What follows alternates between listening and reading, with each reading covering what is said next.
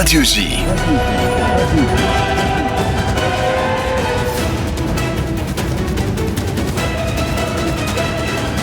Géopolitique le MAG. Steve Nadjar. Anne-Sophie Seban-Bécache, bonjour. Bonjour. Et merci d'avoir accepté notre invitation. Vous êtes la directrice France de l'American Jewish Committee, l'une des principales organisations juives américaines, active aussi bien dans le soutien à Israël, aux communautés juives dans le monde, mais aussi sur la question des droits de l'homme. Je souhaite également la bienvenue à Pascal Sunshine. Bonjour Pascal. Bonjour Steve. Vous êtes l'une des voix israéliennes les plus connues du paysage radiophonique français et vous êtes la correspondante permanente de Radio J à Jérusalem. Anne-Sophie Seban-Bécache, l'IJC a organisé hier soir une rencontre autour de Denis Charbit, professeur de sciences politiques à l'Université ouverte d'Israël et chroniqueur également par ailleurs sur Radio J. Le thème en était comment être sioniste aujourd'hui et en particulier en diaspora, alors que la réforme judiciaire du gouvernement Netanyahou suscite beaucoup d'interrogations et de contestations. Dans quelle mesure, selon vous, cette crise interroge la diaspora, en particulier la diaspora américaine ? Je dirais qu'elle l'interroge en particulier à plusieurs titres. Aux États-Unis, j'en parlerai en premier, mais aussi en Europe, pour, je dirais, au moins 4 raisons. Oui. D'abord, parce que on s'inquiète en diaspora de voir Israël éventuellement se fragmenter, non pas sous le coup de menaces extérieures, mais sous le coup de divisions intérieures, de voir cet État refuge, notre seul État juif, se fragmenter. Ça a créé beaucoup d'inquiétudes très rapidement. La deuxième raison, je dirais que ces fragmentations, ces fractures qu'on voit en Israël, elles nous renvoie aussi à nos propres divisions au sein de la diaspora.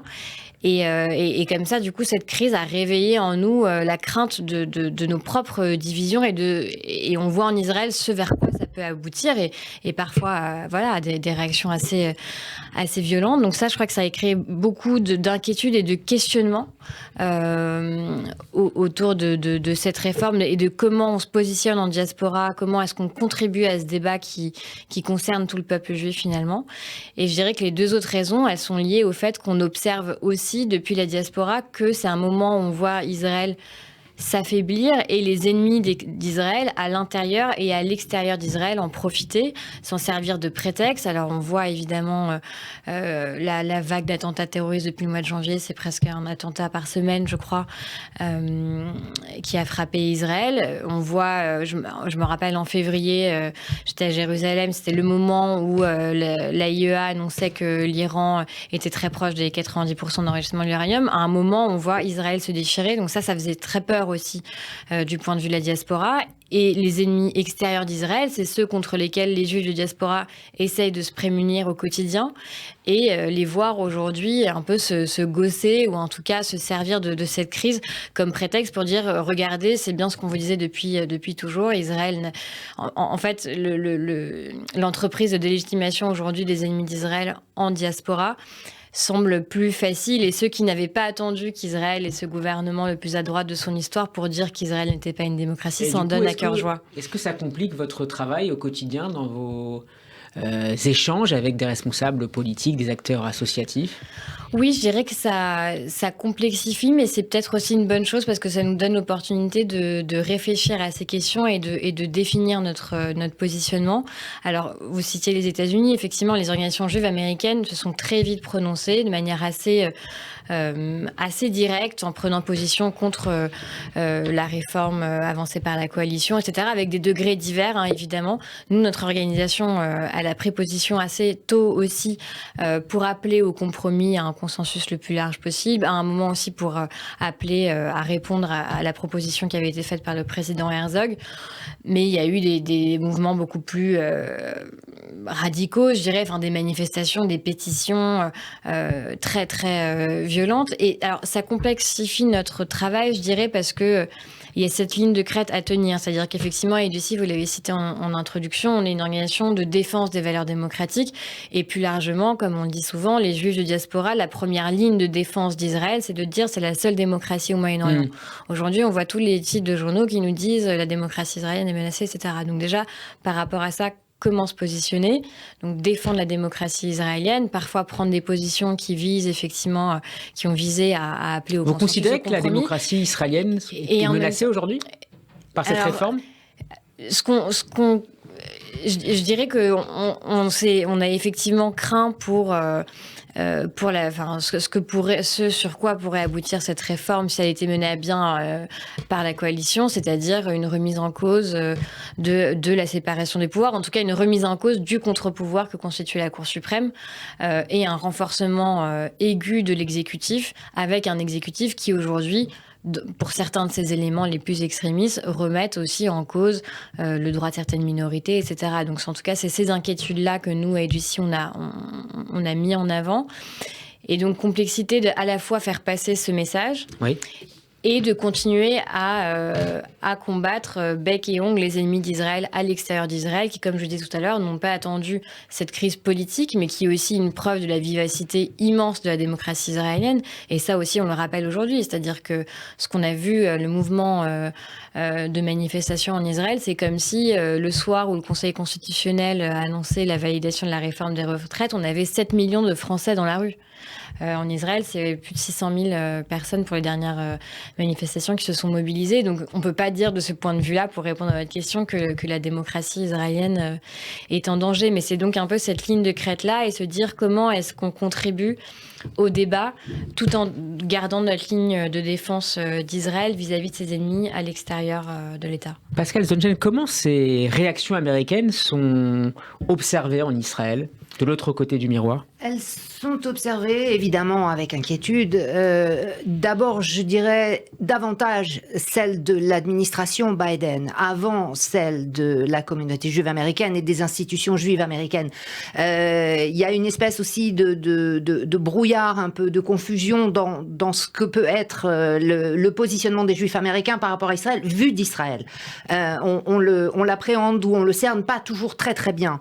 On vit en fait en Israël avec un certain nombre d'idées préconçues qui sont que la communauté la communauté américaine dans sa partie disons de judaïsme réformé est traditionnellement démocrate et que finalement le vote juif républicain concerne toujours une minorité, mais une minorité qui se superpose à la partie orthodoxe de la communauté juive américaine. Donc voilà à peu près ce qu'on en sait, et en revanche on regarde de manière beaucoup plus attentive, je dirais vraiment on scrute les réactions et on prend le pouls de la Maison-Blanche, du département d'État. Il se passe pratiquement pas un jour sans qu'on commence un journal ou une édition d'infos avec les propos rapportés du porte-parole de la Maison-Blanche ou du département d'État, qui sont en Israël des personnalités aussi connues que des chefs de l'exécutif ou des ministres de grande puissance.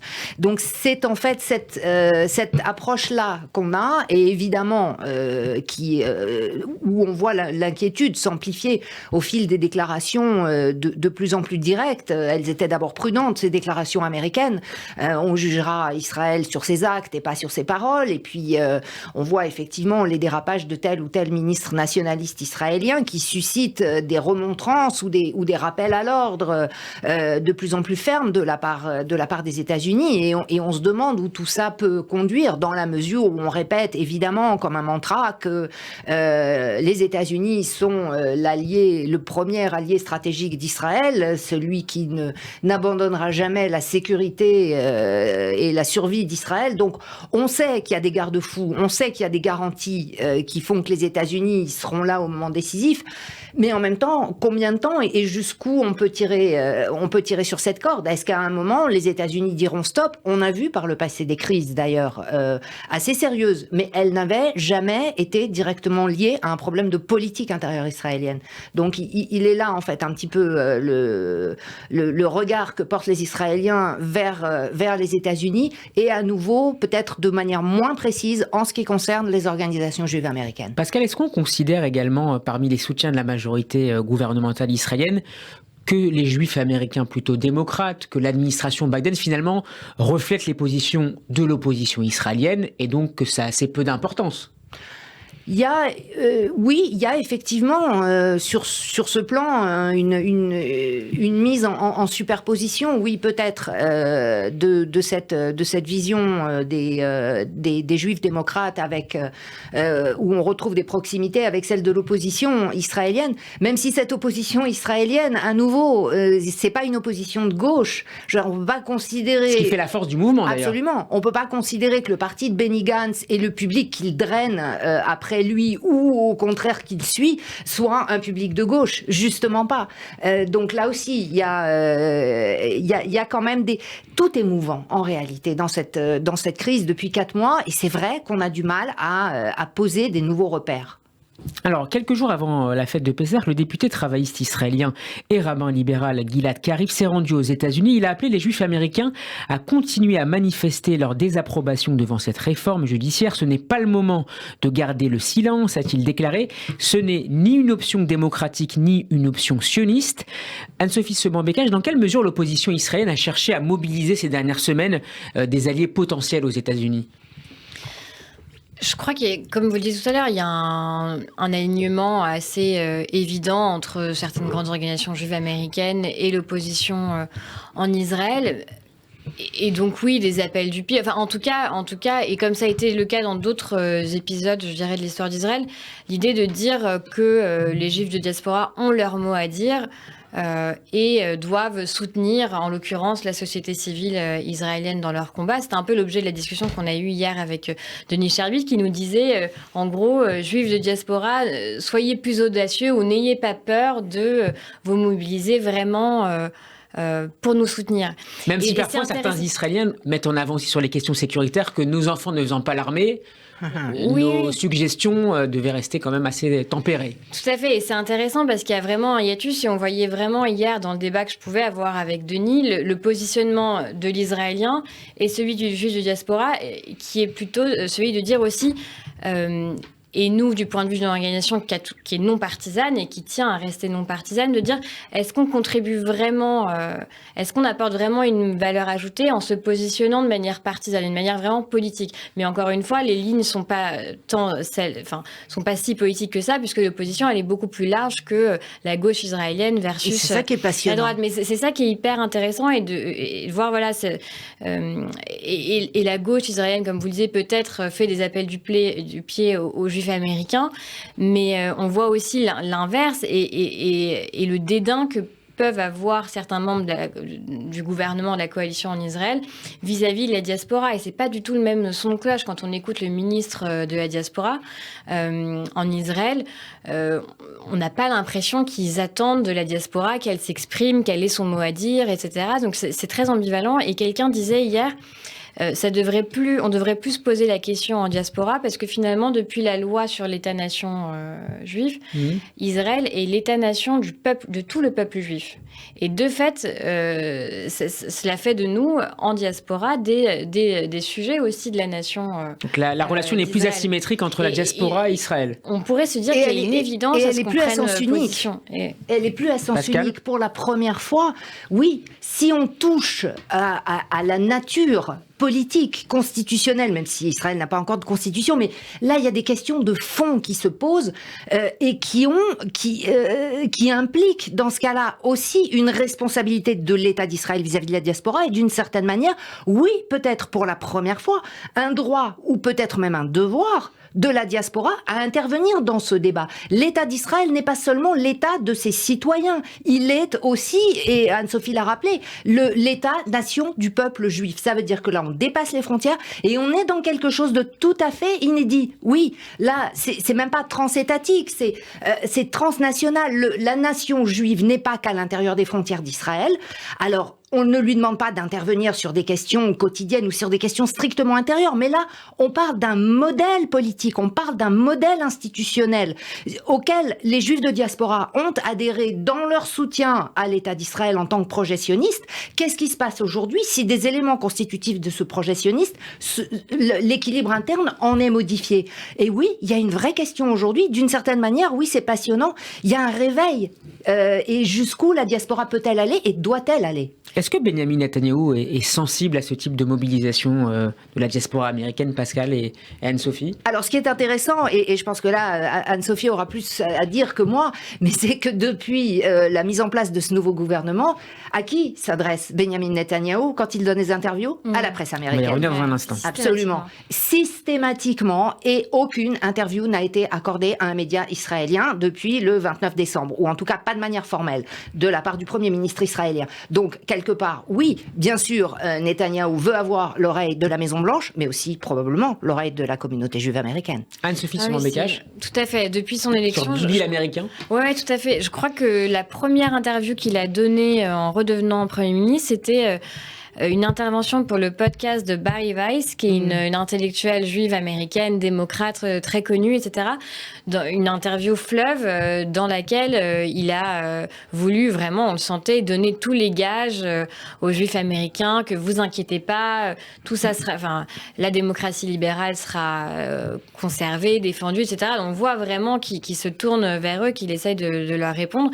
Et comme ça a été souligné tout à l'heure, la communauté juive américaine, elle reste aujourd'hui, d'après les derniers sondages là, du Pew Research Institute, à grande majorité démocrate, se reconnaît dans le Parti démocrate à plus de 70%, et à plus de 50% affiliés aux deux grands courants libéraux, Reform, et conservatifs sur le plan religieux. Et donc il sait que ça compte, et on l'a vu dans les réactions là, la volonté de ces organisations juives de faire pression d'une certaine Pourquoi manière. Pourquoi ça compte concrètement ?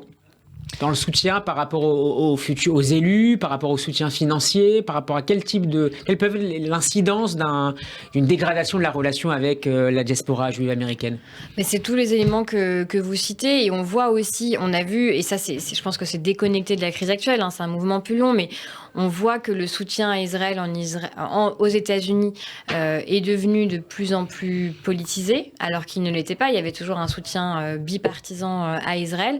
On voit que la situation a un petit peu changé, et on voit une érosion certaine quand même du soutien à Israël côté démocrate. Ça aussi, dans les derniers sondages, les républicains sont plus fortement aujourd'hui en soutien à Israël que les démocrates. Est-ce qu'il y a une petite parenthèse pendant la période Lapid-Bennett de ce point de vue-là? Oui, sans doute. Enfin, honnêtement, j'ai pas les chiffres des sondages sur cette période-là, mais ce qu'on voit aussi sur le temps plus long, c'est une érosion du soutien à Israël chez les jeunes juifs américains. Et il y a un vrai souci, et c'est dans les problématiques que se pose l'agent juive, etc., de recréer de l'adhésion et du soutien à Israël chez les jeunes juifs américains. Et oui, ça compte pour toutes les raisons que vous avez citées, pour l'avenir de la relation entre Israël et les États-Unis, même si je crois pas qu'elle soit en danger non plus. Mais quelque part, c'est lié aussi à une approche sur la définition de l'identité juive. Qui est juif ? Et le problème se pose en particulier pour la communauté américaine, certainement beaucoup plus que pour la communauté française, par exemple, puisque effectivement, si, comme le soutiennent et le réclament un certain nombre de ministres nationalistes, on remettait à plat la loi du retour, celle qui dit qui est habilité à immigrer en Israël, il est certain qu'un certain nombre de juifs américains seraient laissés sur le bas-côté de la route si tant est qu'ils aient des velléités de faire leur alia.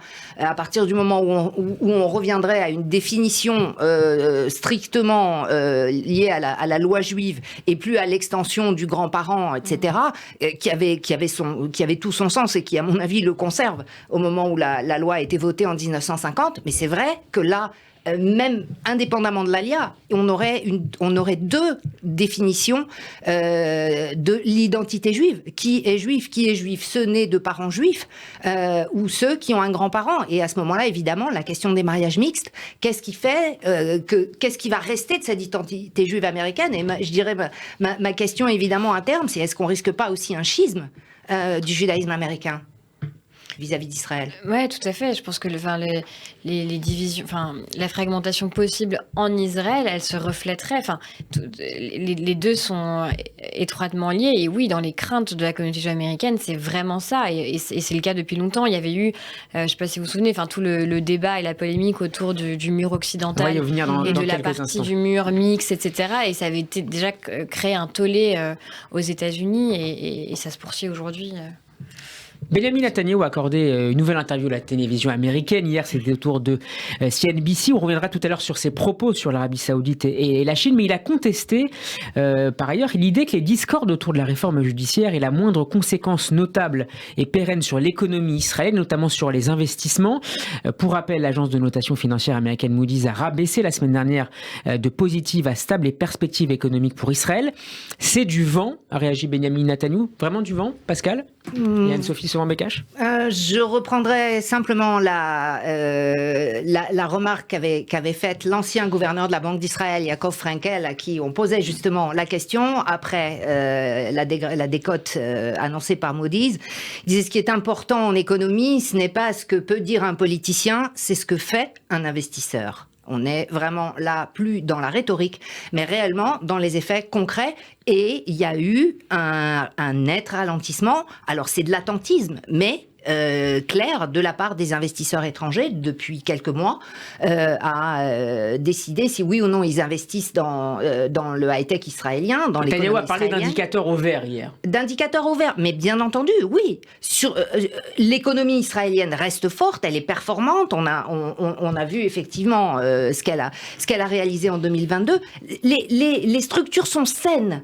La question, c'est où on va, et c'est cette inconnue, c'est cette incertitude, évidemment, que détestent les acteurs économiques. Donc, parler de vent, d'une certaine manière, oui, c'est pas faux, parce que tout est en l'air, mais en économie, c'est une chose qui ne doit pas arriver. Israël, synonyme d'instabilité aux États-Unis, c'est quelque chose de rare, finalement, Anne-Sophie Seban-Bécache, dans la région.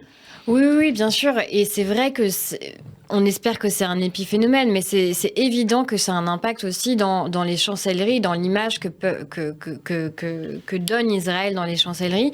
Ça ne veut pas dire que ça remet en cause les alliances stratégiques et que les Américains ou les Européens commencent à se dire Israël est un pays instable. Je pense que c'est conjoncturel, mais ce qui est sûr, c'est que dans le moment qu'on vit et face aux menaces auxquelles Israël est confronté, la situation actuelle a mis Israël dans une situation un peu compliquée où les chancelleries, à la fois à Washington, à Paris et ailleurs en Europe, se sont dit bon, c'est pas trop le moment de soutenir, enfin en tout cas se sont montrés plus timorés à soutenir Israël et la diplomatie israélienne sur certains des dossiers qui demeurent brûlants pour elle, c'est-à-dire l'Iran et d'autres. Ça a un peu refroidi tout le monde.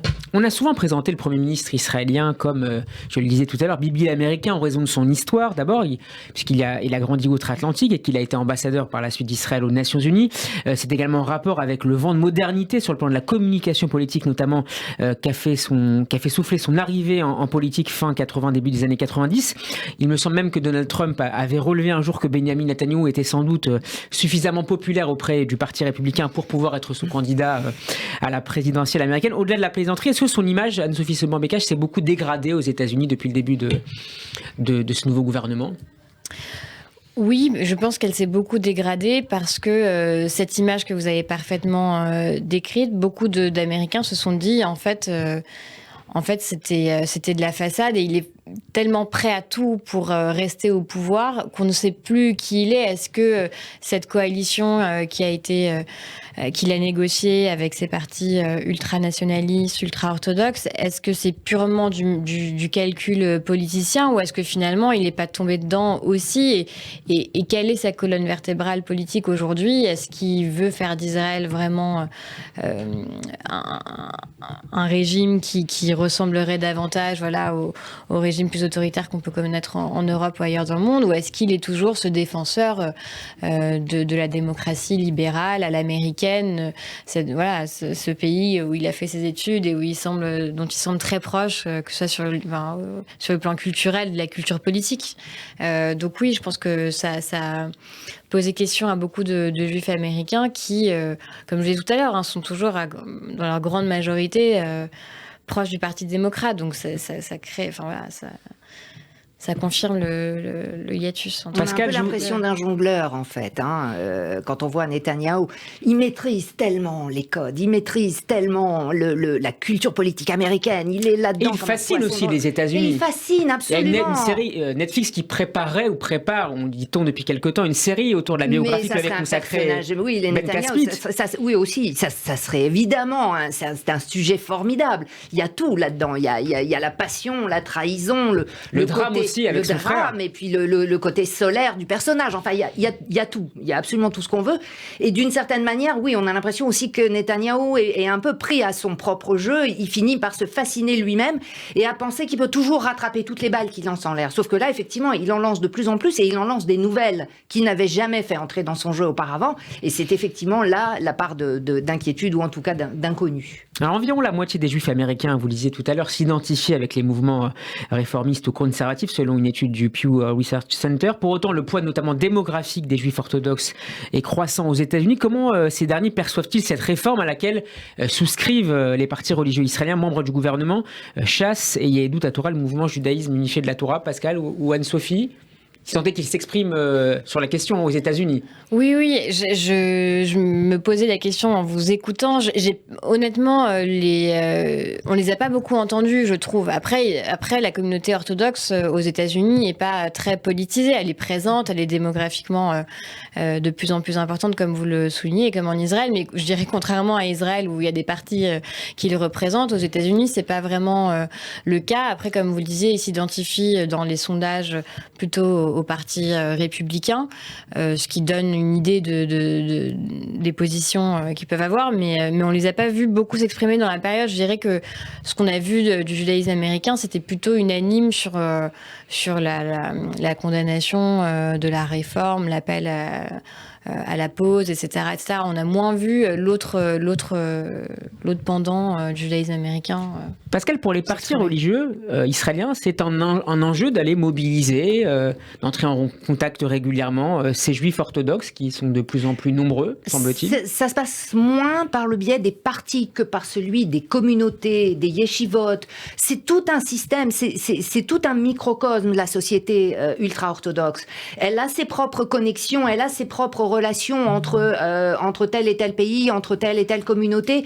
Les partis politiques, finalement, ne sont qu'un des instruments utilisés par cette communauté pour répondre, effectivement, au jeu politique de la Knesset en Israël. Donc, ça se passe ailleurs, mais oui, bien évidemment, les contacts existent à travers, justement, aussi la prise de parole des rabbins, des chefs de communauté. C'est là que ça se tient. Cette condamnation aux États-Unis de la réforme judiciaire s'inscrit dans la continuité d'une série de tensions entre une partie de la diaspora américaine et les autorités israéliennes, en particulier lors des précédentes mandatures de Benjamin Netanyahou. Tension à la fois sur la question israélo-palestinienne, mais aussi et peut-être surtout sur les revendications des mouvements libéraux d'accessibilité au Kotel à Jérusalem pour y organiser notamment des offices de prière. C'est vraiment une dynamique là. Oui, tout à fait. Ça fait maintenant 15-20 ans qu'on voit se fossé, se creuser entre certains mouvements juifs américains et Israël, enfin en tout cas, et des groupes de plus en plus influents en Israël au pouvoir aujourd'hui, membres de la coalition.